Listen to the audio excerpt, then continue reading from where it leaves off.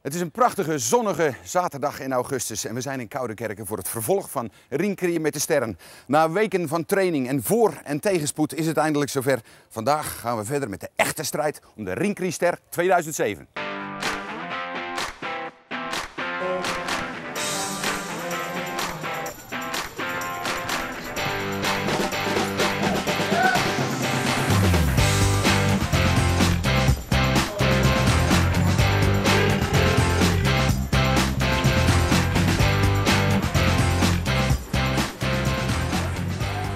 Voordat we beginnen met deze aflevering van Ringcreën met de Sterren heb ik nog het een en ander uit te leggen, want we hebben een uitvaller.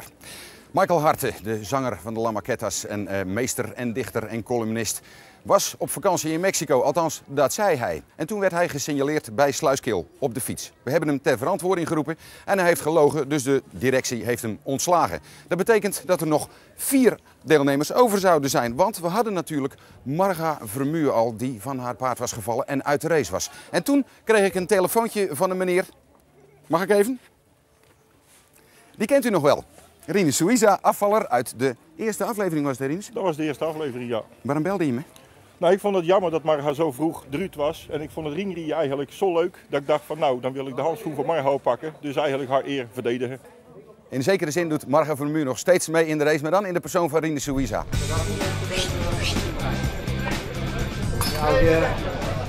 Welkom deelnemers. Voor een officiële wedstrijd heb je ook officiële kleding nodig.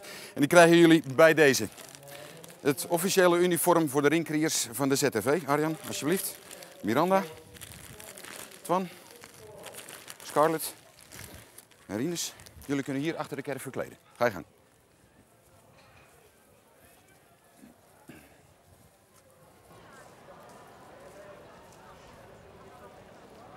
Jullie zien er zo prachtig uit. Heel veel succes. En dan moeten we zo even doen dan met dezelfde. Ja. Je hebt erop. Ja. Ja. En dit is geen nieuwe deelnemer, maar gedeputeerde Twan Poppelaars, die zich voor de gelegenheid een snel kapsel heeft aan laten meten. Zou het hem helpen? Nee, nog niet, maar misschien is het nog even wennen. Uiterste concentratie bij onze galopperende zakenvrouw. Doe je best, Scarlett. Maar Scarlett, je kijkt helemaal niet blij. Hey. Oh, toch wel. Arjan Human heeft nog wat last van het felle ochtendlicht. Een schot naast het doel. Jammer, Arjan. Blijf het proberen maken. Hoog in vaktermen.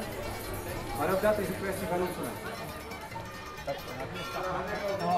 Miranda is het goed van plan en ze wil niet missen. En dat blijkt, gejuich stijgt op uit duizenden kelen.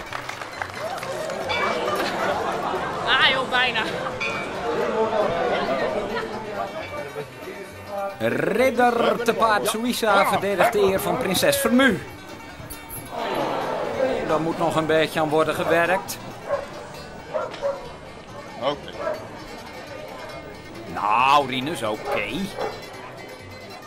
De dames gaan aan kop na de eerste vaart, maar de wedstrijd ligt nog helemaal open.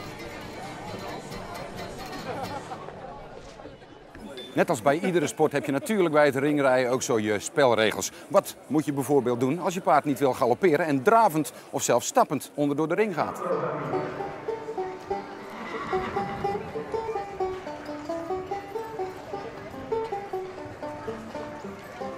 Ja, ik ga! Hey! De wedstrijd wordt verreden over 30 beurten. En die 30 beurten die worden gereden op een ring van 38 mm. Na die 30 beurten wordt er gekeken wie of er 30 eventueel gestokenheid, of 28 of 29. Maar zijn er meerdere rijders met 30 ringen van die 30 beurten, dan wordt dat op het eind van de dag uitgekampt. En dan kan de wedstrijd een ander verloop krijgen, maar dan kunnen we de ringen verkleinen. En dat varieert van 38 mm tot zelfs 10 mm.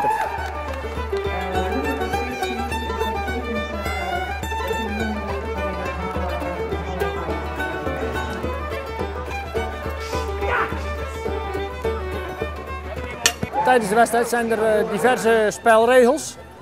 Dat ten eerste, het paard moet ten alle tijde in galop onder door de ring gaan. Wanneer dat niet gebeurt en de ring wordt toch gestoken, dan uit de baancommissaris uit het recht om de ring af te keuren. En te zeggen tegen de rijder van je paard was niet in galop, die ring die telt nu niet.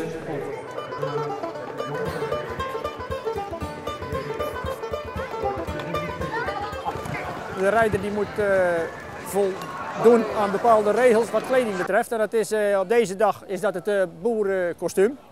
En het boerenkostuum dat bestaat uit een hoed sowieso, een zwarte broek, zwarte sokken, zwarte schoenen, een zwarte rok, een zwart vest, een zwart boezeroen, allemaal zwart. En met daaroverheen, van over de rechterschouder kruislinks naar onder toe, een oranje sjerp. Doe je dat niet, dan wordt er gezegd van je hebt beurt of 5 de tijd om je kleding in orde te maken. En anders kun je na die 5 beurten vertrekken en dan zeg je van einde verhaal. En vanmorgen hebben we iemand gehad, ja, die had grijze sokken onder zijn schoenen. Ik constateerde dat. Ik zeg, ga maar naar de markt of de HEMA en zorg maar dat je voor 10 uur die zwarte sokken aan hebt. En anders kan je na 5 beurten of na 10 uur vertrekken.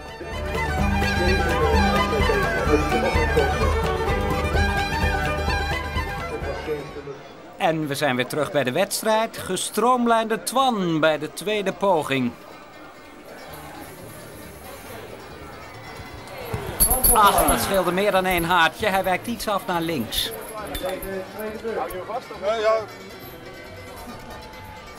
Scarlett bijt op haar lip om de smaak van succes nog eens te proeven. Inderdaad, maar het is geen autobus, dus de schade valt wel mee.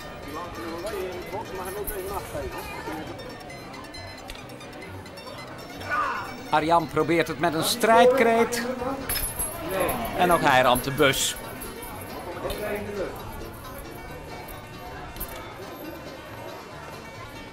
Gaat Miranda voor een volle ronde? Nee! Ook zij merkt dat er meer ruimte is naast de ring dan erin. En als je op het gezicht van Rinus afgaat, gaat dit hem worden. Hoe is het mogelijk? Een complete ronde en geen ring gestoken. Ja, ik bukte net iets van.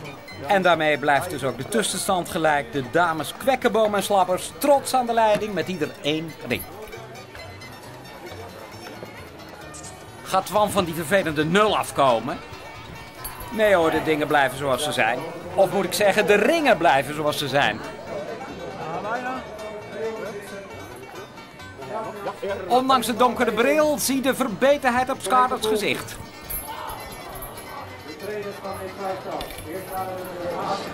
Giel min, hè? Ging hartstikke goed. Helaas, mis.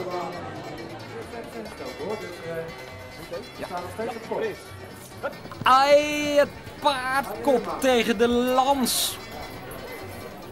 En dan krijg je dus onbalans. Een drama zeg. Ja jongens, steek dan ook eens raak. Ja. Ja. Ja. Miranda dan. Nee hoor, dat lukt van geen meter. Ja. Oh, ik sta nog kop. Ja, je hoeft niet veel ringen te steken om de leiding te hebben. Ja, we're klaar. Ja. Kom op, ridder Rinus. Met zo'n grote naald moet je raak kunnen prikken. Jawel, een ring voor de eer van Marga Vermu.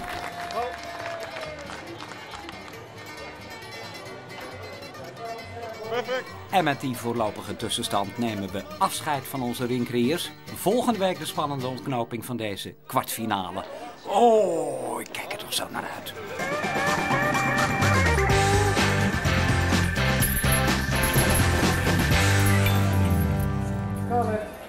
Je zit er iedere keer tegen, hè? Ja, nou dan hopelijk weer zitten.